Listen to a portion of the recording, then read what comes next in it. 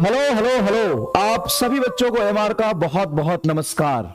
स्वागत है mid of preparation में, मिड ऑफ जर्नी में।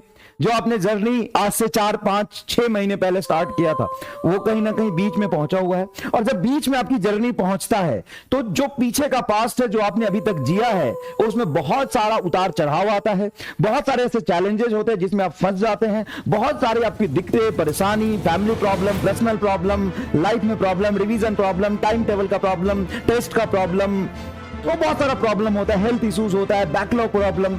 उन सभी प्रॉब्लम पे आज हम बात करेंगे। और मैं बात नहीं, सुनना अच्छे से, अच्छे हालातों में, अच्छे गाइडेंस में, अच्छी कोचिंग से पढ़कर एकदम स्पून फीडिंग के साथ तो हर कोई सेलेक्ट हो जाता है, लेकिन एक्चुअल में संघर्ष, मजबूरी, मेहनत और जिद से, जो कभी सोचा नहीं था डॉक्टर बनेगा, जो कभी सोचा नहीं था डॉक्टर बनेगा, जिसके फैमिली में कोई नहीं चाहते थे कि डॉक्टर बनेगा, पूरे उसके रिलेटिव या गांव में किसी ने उम्मीद नहीं की थी डॉक्टर बनेगा, वो जब डॉक्टर बनता है ना, वो जब डॉक्टर बनता है ना, वो जिद, जुनून और अपने मेहनत, संघर्ष से डॉक्टर बनता है, वो है असली पीवीएन।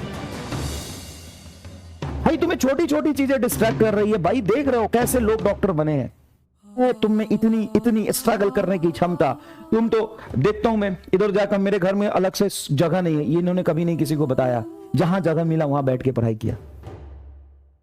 कौन है असली पीवीएंस? आगे किसी के आगे अपनी कमियों को बताओगे ना, वो मजाक बनाएगा। रोना बंद करो सबसे पहले, रोना बंद करो सबसे पहले। किसी अपने हालातों को दूसरे के साथ शेयर करना बंद करो। कोई तुम्हारी मदद करने के लिए पैदा नहीं लिया, सब लोग अपनी जीवन जी रहा है, तुम्हें उससे खुद से लड़ना पड़ेगा। और जितनी ज्यादा संघर्ष करके, मेहनत करके जब तुम सेलेक्ट होगे ना, उतना बढ़िया कहानी तुम्हारा बनता है। तो ये जो दिक्कतें आती है, जो संघर्ष होता है, फैमिली प्रॉब्लम होता है, हेल्थ का प्रॉब्लम होता है, रिलेशन का प्रॉब्लम होता है, इन सब से ऊपर उठ के अपनी प्रायोरिटी को समझना पड़ेगा। और ये सब तुम्हारी कहानी बनाने के लिए आए। तो बताइए कमेंट करके प्लीज, कितने लोग ट्रू पीवीएंस हैं? किसी के लाइफ में दिक्कत है? अगर मैं पूछूं बैठ के 1 to 1 करूं ना, तो 99% लोग ऐसे होंगे बेटा, ऐसी बात नहीं है। 99% लोग होंगे, किसी की प्रॉब्लम ज्यादा, किसी की प्रॉब्लम कम, किसी का प्रॉब्लम हेल्थ का, किसी का प्रॉब्लम फैमिली का, किसी का प्रॉब्लम हालातों का, किसी का प्रॉब्लम इकोनॉमिकल कंडीशन का, किसी का प्रॉब्लम रिवीजन का। हर आदमी फ्रस्ट्रेटेड है, हर बच्चा किसी ना किसी प्रॉब्लम से जूझ रहा है, लेकिन उस प्रॉब्लम से आपको घबराना नहीं है। अपने जिद से, अपने संघर्ष से और अपने मेहनत से सेलेक्ट होना है, बनना है ट्रू पीवीएंस। अपनी कहानी बनानी है यार, अपनी कहानी बनानी है तुम्हें। समझ में आएगी नहीं है? चलिए अब बात करते हैं आपकी प्रॉब्लम्स पे, उसके सॉल्यूशन पे बात करते हैं। चलिए सबसे पहले देखते हैं लास्ट 4 मंथ में फिजिक्स का रिवीजन कैसे करें। बैक चैप्टर सब भूल गए हैं। अब इसका रियलिस्टिक सॉल्यूशन क्या मिला, मैंने बात किया। एक्चुअली बच्चा ऐसा क्यों कमेंट करता है, क्यों भूल गया, क्यों रिवाइज नहीं करता है? तो प्रॉब्लम यह आया कि सर एक्चुअल में बच्चा ना सिलेबस और कंटेंट को समझता है बहुत लार्ज, बहुत बड़ा, और वो नोट से देख देख के रिवाइज करता है, और उसको टाइम बहुत ज्यादा लग जाता है। और जब रिवाइज करने के बाद क्वेश्चन करता तो क्वेश्चन भी उससे नहीं होते, क्योंकि उसने तो सिर्फ देख के आगे निकल गया।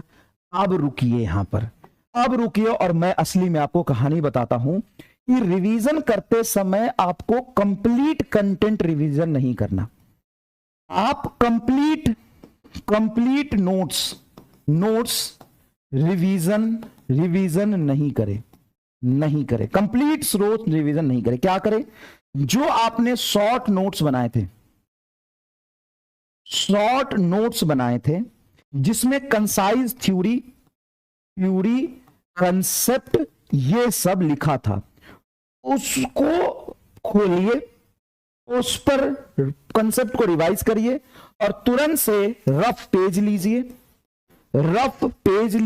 उस रफ पेज पे वो सारी चीजें नोट डाउन करिए, लिखिए।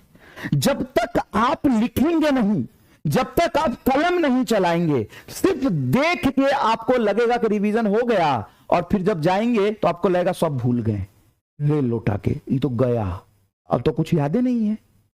तो आपको क्या करना है? क्वेश्चन नहीं करना, कंप्लीट रिवीजन नहीं करें, कंप्लीट नोट्स रिवीजन नहीं करें। आपको क्या करना है? शॉर्ट नोट्स उठाना है। टीचर पर भरोसा करिए। शॉर्ट नोट्स नहीं बनाया आपने तो थ्योरी और कंसेप्ट को, क्वेश्चंस को छोड़िए, थ्योरी और कंसेप्ट को देखिए और उसको रफ पेज पर लिख लिख के याद करिए। उस शॉर्ट नोट्स को, उस कंसेप्ट और थ्योरी को कंसाइज बना के दीवार पे चिपका दीजिए। मैं मजाक नहीं कर रहा हूं, एक बच्चे से आज ही बात हुआ है मेरा, उससे बात हुआ, बोला कि सर थोड़ा सा अजीब बात है, लेकिन मैं पता है बाथरूम में भी अपना शॉर्ट नोट्स चिपका दिया था फिजिक्स का। मैं सुबह जैसे ही उठता था, मुंह हाथ धो के जैसे ही पोटी करने बैठता था, सामने फॉर्मूला लिखा हुआ था सारा। सर एक बार तो वही रिवीजन हो गया। फिर बाथरूम से आता था, जो चैप्टर हमको रिवाइज आज किया उसको लिख लेता था, और फिर अगले दिन रात में जाके फॉर्मूला चिपका देता था। सुबह पोटी करने जाता था, सारा फॉर्मूला देख लेता था, बाहर आके रफ पेज पे लिख देता था। अगर आपने ये सोचा हुआ है कि आपको करना है, तो आप तरीका ढूंढ लेंगे कैसे करना है। और घर में मैंने फॉर्मूला चिपकाया हुआ था। ये पागलपन चाहिए। 100% आपके दिमाग में फिजिक्स, केमिस्ट्री, बायोलॉजी के अलावा कुछ नहीं घूमना चाहिए। बैकलॉग में बारे में बात कर रहा हूं, आ रहा हूं मैं बैकलॉग पे, पहले रुक जा। तो ठीक है, ये कर लिया सर, आपने बोला शॉर्ट नोट्स देख लिया, थ्योरी देख लिया, कंसेप्ट देख लिया, और हमने उसको रफ पेज पे लिख लिया। सर फिर क्या? फिर आप करेंगे उस चैप्टर की पीवाईक्यू ओनली। ठीक है, पीवाईक्यू कर लिया सर, इससे हो जाएगा। उसके बाद बेटा, उसके बाद पीवाईक्यू करने के बाद नोट्स के कुछ टफ क्वेश्चन करेंगे, टफ क्वेश्चन करेंगे जो आपसे पहली बार में नहीं हुए थे, जो एक एक लाइन के सवाल है जिसपे डायरेक्ट फॉर्मूला पे क्वेश्चन बना हुआ है, उसको आप इग्नोर कर देंगे। उसको क्या कर देंगे आप? इग्नोर कर देंगे। उसको ना तो देखने की जरूरत है, ना तो उसको सॉल्व करके लाइन बाय लाइन देखने की जरूरत है। आप क्या करेंगे? शॉर्ट नोट्स और थ्योरी उठाएंगे, उसको पहले देख लेंगे, फिर उसको रफ पेज में लिखेंगे। रफ पेज में लिखने के बाद, पूरा रिवीजन करने के बाद पीवाईक्यू उस चैप्टर के कर लेंगे, अलग से चैप्टर वाइज पीवाईक्यू रखेंगे, पीवाईक्यू कर लेंगे, और नोट्स में जो टफ क्वेश्चन थे उसका रिवीजन करेंगे। फिर हो गया। उसके बाद आप टेस्ट देंगे, अटेम्प्ट टेस्ट। जो भी पुराने टेस्ट पेपर है या किसी कोचिंग के उस चैप्टर के टेस्ट पेपर है, टेस्ट देंगे, वहां टेस्ट देंगे, उस चैप्टर के क्या देंगे? टेस्ट देंगे। और इतना समय आपको इसी तरीके से प्रोसेस से करना है। नोट्स पूरा रिवाइज आपको नहीं करना है, कभी भी पूरा नोट्स रिवाइज नहीं करना है। एक छोटी सी बात है, रिवीजन करते समय छोटा छोटा गोल बनाओ। आप एकदम छोटा छोटा गोल बनाइए, हर गोल को फॉलो करते जाइए, आपका कंप्लीट होता जाए, खुश होते जाइए, आप यहां तक पहुंच जाएंगे। बड़े स्टेप, बड़ा गोल ले लेंगे कि आज मुझे पूरा चैप्टर रिवाइज करना है। अब भाई साहब शुरू ही नहीं कर रहे हैं, डर के मारे पूरा चैप्टर कैसे होगा। सिर्फ देख देख के रिवाइज नहीं करना है। तीसरी सबसे इंपॉर्टेंट बात, लिमिट योर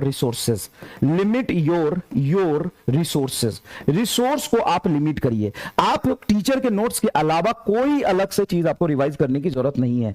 ऐसा नहीं है कि रिवीजन के लिए 4 अदर किताब और ले ले, आप 4 और किताब ले ले, नहीं। जो आपने पढ़ा हुआ है शॉर्ट नोट से आप उसको रिवीजन करेंगे, रिवीजन के बाद पीवाईक्यू करेंगे। बेटा जब पढ़ाया जाता है ना, नोट्स में बहुत सारे केसेस कराए जाते हैं, चीजों को विजुअलाइज कराने के लिए, समझाने के लिए। वो सारे न्यूमेरिकल आपको रिवाइज नहीं करने हैं। आप सोचते हो कि बहुत लार्ज सिलेबस है, नहीं। सिलेबस में पहले रिसोर्स को लिमिट करो। जैसे तूने रिसोर्स को लिमिट किया कि सर टीचर्स के नोट ही हैं, उसके बाद पीवाईक्यू करना है, ये 2 काम तो हो जाएगा ना। ये 2 काम को होगा कि नहीं होगा? बताओ, 2 काम होगा कि नहीं होगा? हाँ सर, रिसोर्स को हम लिमिट करेंगे। और जो इंपॉर्टेंट चीज है, इंपॉर्टेंट सबसे पहले फिजिक्स में होता है टीचर के शॉर्ट नोट्स, थ्योरी, कंसाइज, उसके बाद रफ पेज पे उसको लिख लिख के समझेंगे, उसके बाद पीवाईक्यू करेंगे। अपने आप आपको कॉन्फिडेंस आएगा। अब पता है, देख लेते हो आपको लगता है सब आ गया, लेकिन बाद में आपको याद ही नहीं रहता। बाद में आपको वो याद ही नहीं रहता है। तो असली प्रॉब्लम यहां पे आता है।